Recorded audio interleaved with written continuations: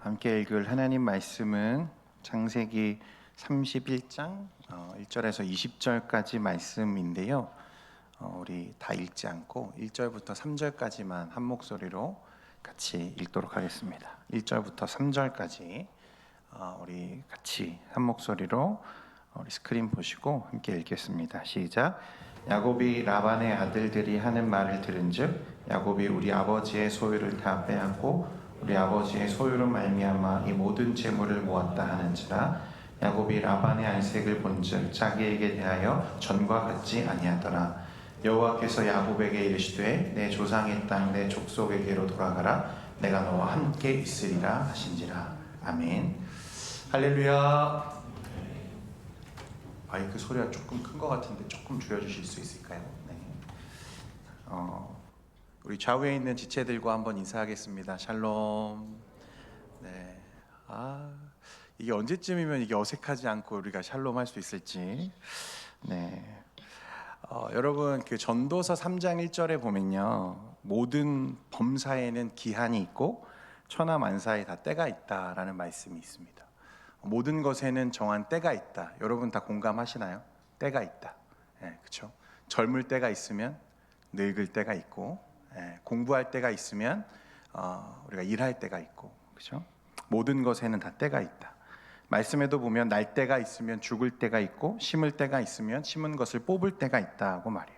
모든 일에는 그 때가 있다라는 것은 모든 삶의 영역에서 우리가 거듭 확인할 수 있는 사실이기 때문에 모두가 공감하는 보편적인 진리입니다. 그래서 우리는 여기에 이 말씀에 그 전도서 말씀에 직접적으로 기록하고 있지는 않지만 머물 때가 있고 혹은 떠나야 할 때가 있다라는 한 구절을 끼워 넣어도 전혀 이상하거나 또 어색하지 않고 누구도 그것을 문제 삼지 않을 거라고 생각해요. 그래서 오늘은 소위 떠나야 할 때, 이 떠남에 대해서 여러분들과 잠깐 말씀을 나누려고 합니다. 우리가 뭔가를 떠난다라고 하는 것에서 중요한 것은 뭐냐면 무엇을 위해서 또 무엇을 향해서 떠나야 하는가죠. 떠남이라고 하는 건 소극적으로 보면 무엇으로부터의 떠남일 거고, 또 적극적인 어떤 의미로 우리가 본다면 무엇을 위해서 또 무엇을 향해서 떠나는 것을 말하는 걸 거예요. 그리고 또 한 가지 이 떠남에 있어서 정말 중요하게 우리가 다루어야 하고 정말 고민하게 되는 문제 중에 하나가 뭐냐면 지금이 진짜 떠나야 할 때야 라고 하는 분명한 사인을 내가 어떻게 제대로 알 수 있는가 하는 문제죠. 그렇죠? 지금이야, 지금이 바로 그때야 라고 할 수 있는 어떤 확신이 어떻게 우리가 그걸 분별할 수 있느냐. 이게 잘못되면 어떻게 되죠? 이때는 떠나지 말았어야 돼, 혹은 이때는 떠났어야 돼 라는 상황들을 우리가 계속 만나게 되는 거죠. 혹시 여러분들도 그런 경험이 있으신지 모르겠어요. 저는 충분히 그런 경험을 하고 있고 지금도 하고 있는데 여러분들도 분명히 이런 경험들을 하게 될 거예요. 아니 이미 사실은 다 한 번씩은 하셨을 거라고 봐요. 학교 진로를 결정할 때, 또 우리가 회사의 어떤 그 취업의 문제, 또 결혼의 문제도 사실은 결국 이런 거죠. 그런데 분명한 것은요, 여러분, 우리 예수 믿는 사람들의 떠남은 사실 현실을 도피하려고 하는 어떤 세상 사람들의 그런 떠남과는 전혀 다른 거예요. 앞으로도 우리가 말씀을 통해서 확인해 보겠지만 우리의 떠남은 사실 더 많은 우리의 마음의 자리를 이야기하기 때문에 그렇습니다. 제가 참 좋아하는 어떤 목사님께서 설교에 이런 말씀을 하셔서 제가 인용하려고 하는데, 여러분, 우리가 떠남에 관해서 과연 무엇을 근거로 하나님의 이끄심을 받아야 할까? 이게 절대로 쉬운 일은 아니죠. 거의 불가능에 가까운 일이라는 거예요. 떠남에 대해서 우리가 어떤 인도를 정확하게 받는 게 불가능하게 되는 가장 큰 이유는 뭐냐면 우리가 결과주의자들이기 때문에 그렇습니다. 앞에서도 얘기했지만 우리가 떠났을 때 결과가 좋으면 뭐라고 얘기하죠? 좋아, 잘했어, 지금 잘 떠났어 라고 말하지만 결과가 좋지 않으면 어떡하죠? 뭐라고 말하죠? 그때 떠나지 말았어야 돼 라고 우리가 말하기 때문에 그래요. 우리는 이런 결과론에 익숙해져 있죠.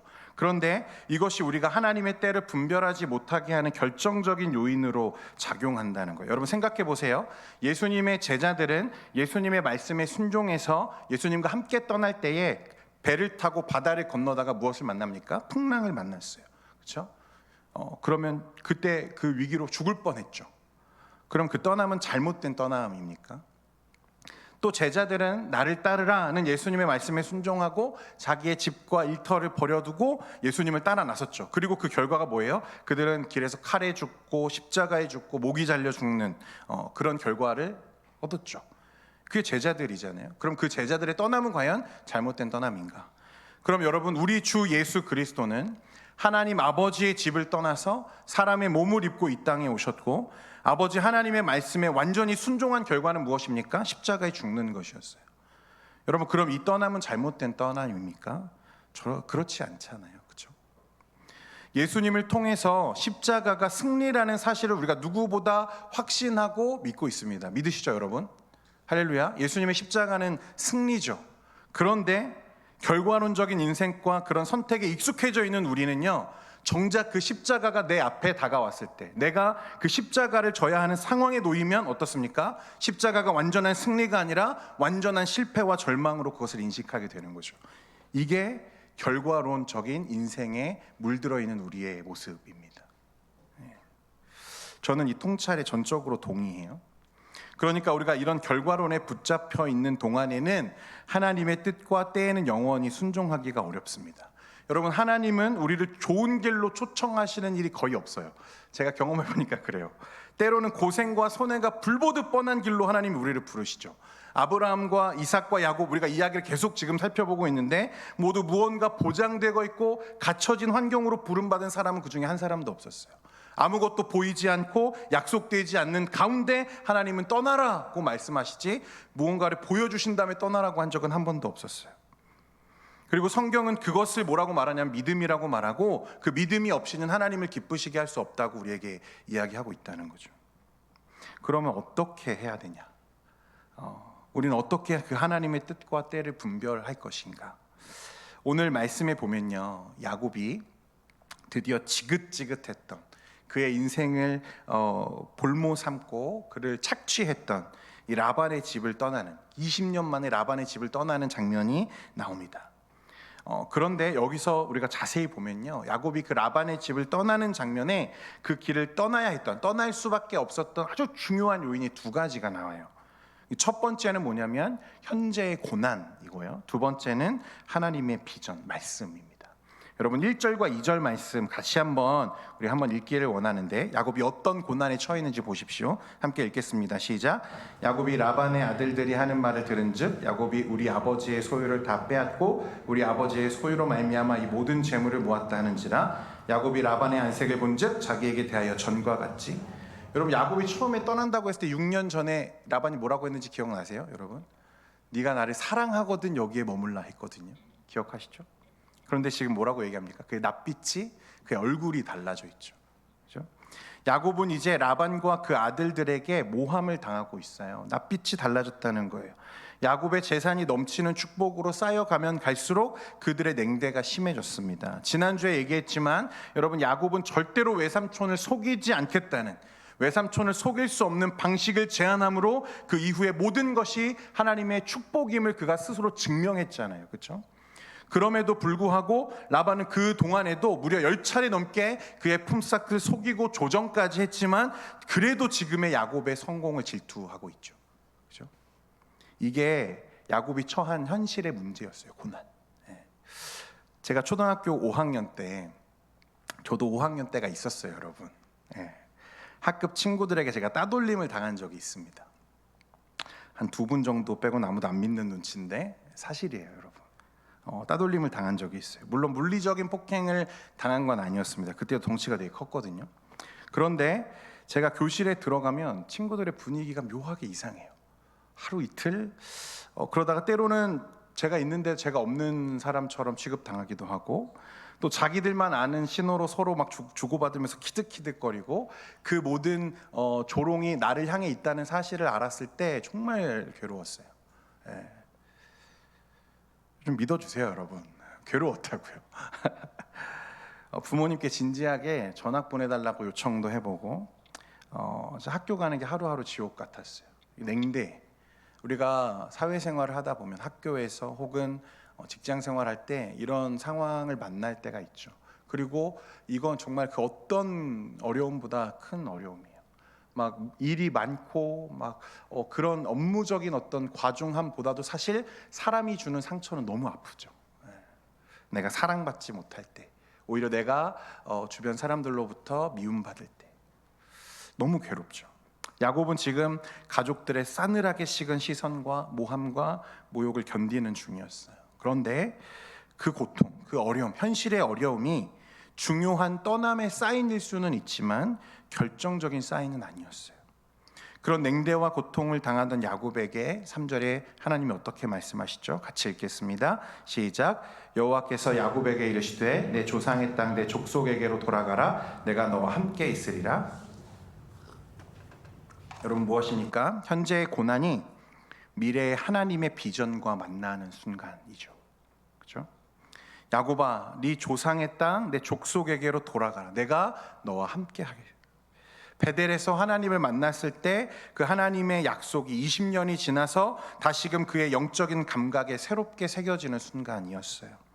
현재의 고난은 그러니까 야곱을 밀어내는 힘이었다면 미래에 대한 비전은 야곱을 끌어당기는 힘이죠. 하나님의 비전이 그를 끌어당기고 있다는 거예요.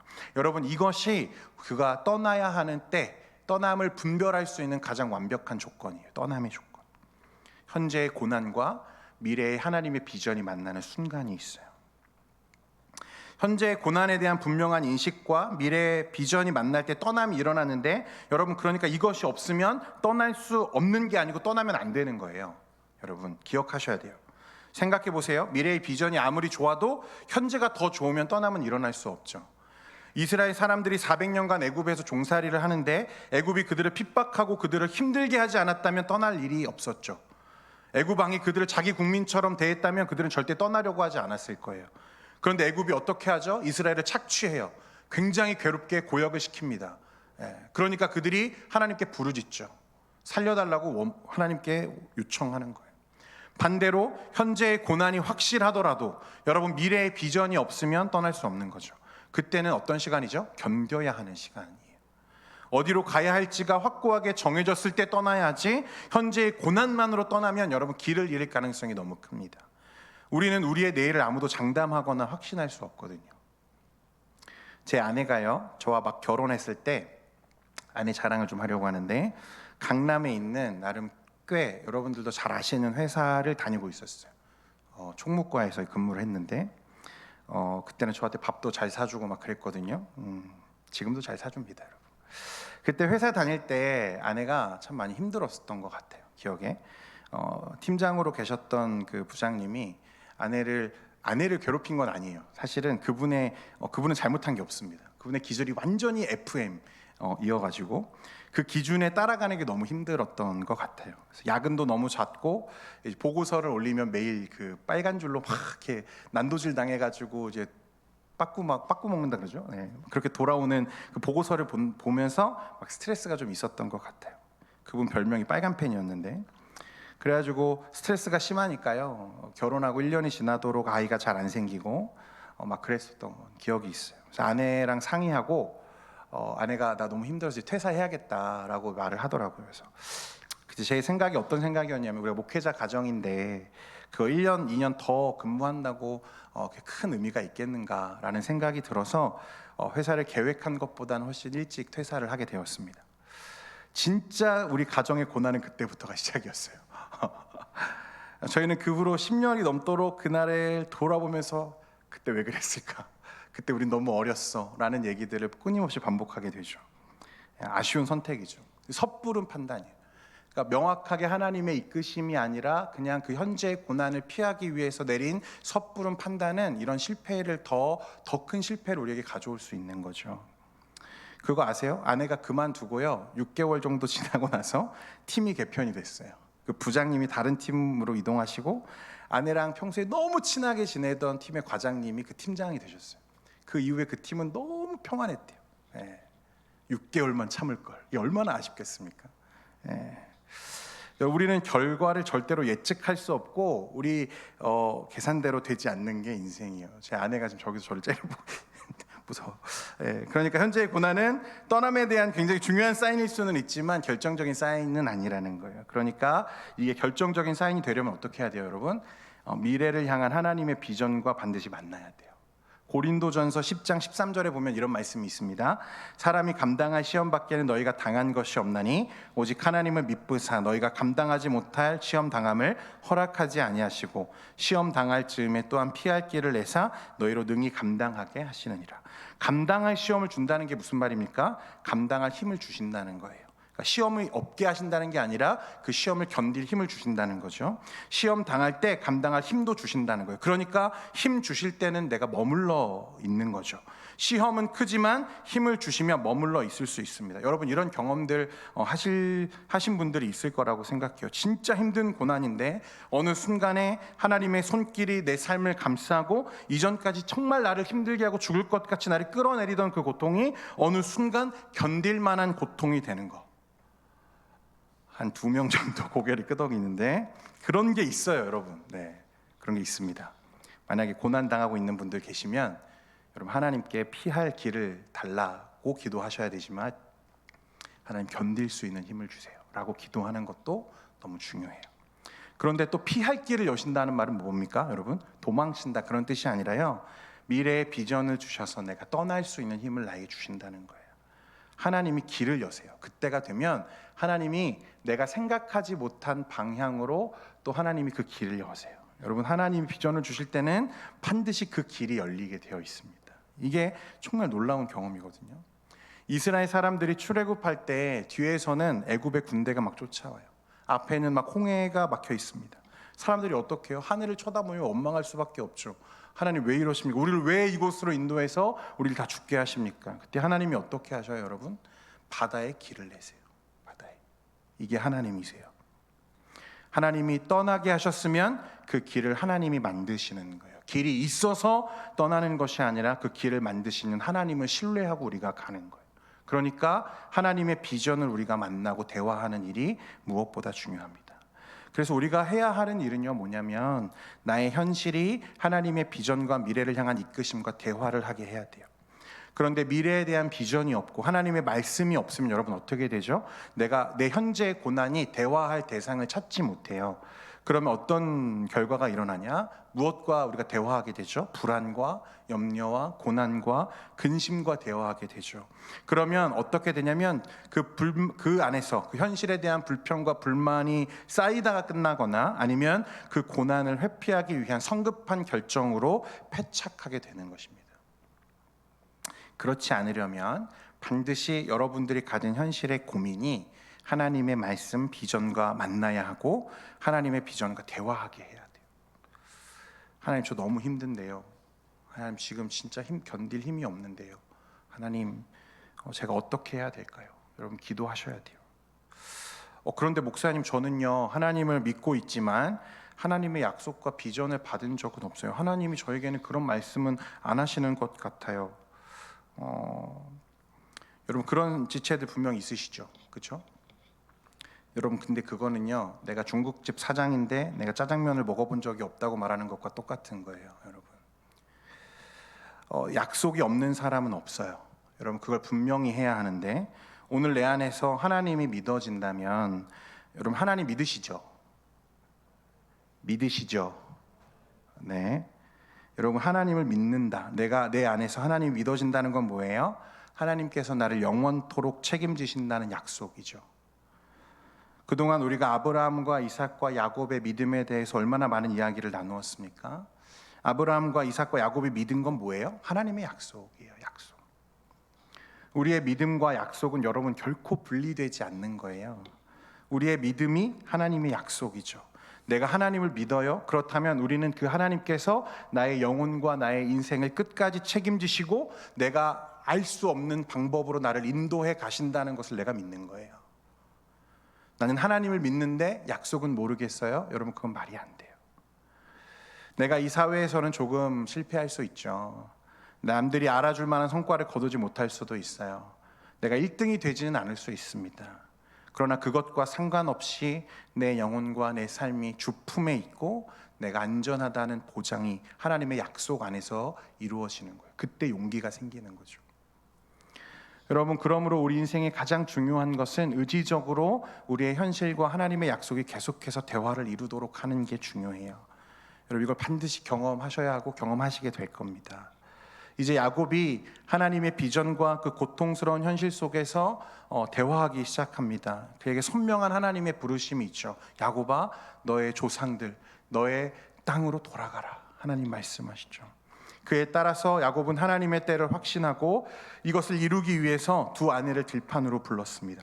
그리고 자기의 판단과 마음을 두 아내와 나누는 거죠. 여러분 아시는 것처럼 라헬과 레아가 얼마나 사이가 안 좋습니까? 그렇죠? 영원히 평행선을 달릴 것 같은, 절대로 화합할 수 없을 것 같았던 두 자매 아닙니까? 끝까지 이 사람들은 하나로 화합하지 못할 거야라고 했던 라헬과 레아가 이 남편의 그 부르심 앞에 순종하죠. 마음을 내려놓고 이 문제에 같이 고민하고 한 마음을 이루기 시작합니다. 그리고 이제 그 동의를 얻어서 야곱이 떠나게 되는 거죠. 근데 야곱이 이제 4절부터 16절까지 두 아내에게 그걸 설득하는 장면이 나오는데요. 말씀이 길어서는 읽지는 않았는데 중요한 것 한 가지만 더 이야기를 하려고요. 여러분, 여기 보면 자신의 상황과 지금 이끄시는 하나님에 대해서 야곱이 그 아내들을 설득하는데, 야곱이 계속해서 자신의 장인이자 외삼촌 라반을 뭐라고 부르냐면 당신들의 아버지, 당신들의 아버지라고 부르고 있습니다. 여러분, 이게 되게 어떻게 보면 여러분들 잘 공감하기 어려울 수도 있을 것 같은데, 당신들의 아버지는 굉장히 거리감이 느껴지는 호칭이에요. 아내의 아버지, 그러니까 장인은 사실은 아버지죠. 나에게도 아버지예요. 장모님은 저에게도 어머니죠. 그런데 제가 이런 경험이 저도 몇 번 있는데, 평소에는 저도 장인과 장모님을 아버지, 어머니라고 부르거든요. 그런데 언제 이런 호칭이 변하냐면, 아내와 투닥거리거나 안 좋은 감정으로 의견이 충돌할 때는 어떤 호칭이 툭 튀어나오냐면 당신 아버지, 당신 어머니가 툭 튀어나오는 거예요. 저도 모르게. 결혼하신 분들만 지금 되게 공감하시는데, 이게 무슨 의미냐면요, 이 사람이 당신의 아버지이긴 하지만 내 아버지는 아니란 뜻이에요. 라반이 당신들의 아버지이긴 하지만 내 아버지는 아니라는 거예요. 그러면 내 진정한 아버지는 누구냐? 지난 20년 동안 라반이 나에게서 빼앗아간 것을 돌려주신 내 진정한 아버지가 계시는데, 나를 지키고 복주시며 나를 약속으로 인도하시는 하나님이 내 진짜 아버지라는 사실을 은연중에 지금 우리에게 말하고 있는 거죠. 그래서 여러분, 떠남이라는 것, 우리에게 떠남이란 건 뭐냐면 내 환경과 삶의 터전, 그런 방식들이 변하는 것도 떠남이지만, 그것보다 더 큰 떠남은 뭐냐면 내가 의존했던 나의 가짜 아버지로부터 떠나는 것이 떠남이에요. 내가 의지하려고 했고 의존하려고 했던 가짜 아버지. 여러분, 아버지라고 하는 건 우리가 의존할 만한 대상이잖아요. 의지할 수 있는 사람이잖아요. 그런데 그것으로부터 떠나는 떠남이 필요했던 거죠. 여러분, 우리에게 사실 얼마나 짝퉁 아버지가 많습니까? 그렇죠? 돈, 성공, 명예, 연애, 이런 것들. 떠남이라는 건 그동안 내가 의지해왔던 그런 가짜 아버지를 떠나서 참 아버지와 함께 참 아버지를 향해 가는 여정이라는 것을 우리에게 지금 가르치고 있는 거예요. 이게 의도한 건지는 잘 모르겠어요. 당신의 아버지, 당신들의 아버지. 야곱은 그 이야기를 아내들에게 하는 내내 그 라반과 하나님을 계속해서 대조하며 이야기합니다. 라반은 계속 나를 착취하고 나를 빼앗았지만 하나님은 나에게 복 주셨어. 하나님은 나를 늘 지키셨어. 나는 이제 내 진짜 아버지를 향해 가야겠어 라고 말할 때 그 아내들이 순종하는 거예요. 이제 그 아내들의 동의를 얻어서 이제 과감하게 그가 떠남을 강행합니다.